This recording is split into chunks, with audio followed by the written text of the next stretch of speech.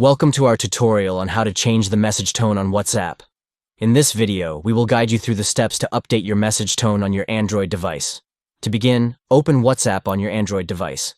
Next, tap on the three dots icon located at the top right corner of the page. This will open a menu with various options.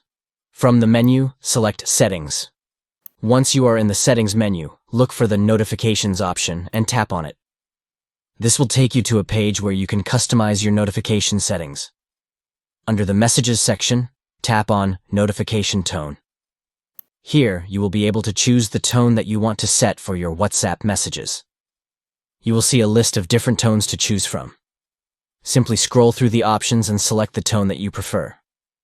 Once you have made your selection, your message tone will be updated and you will hear the new tone whenever you receive a message on WhatsApp. That's it.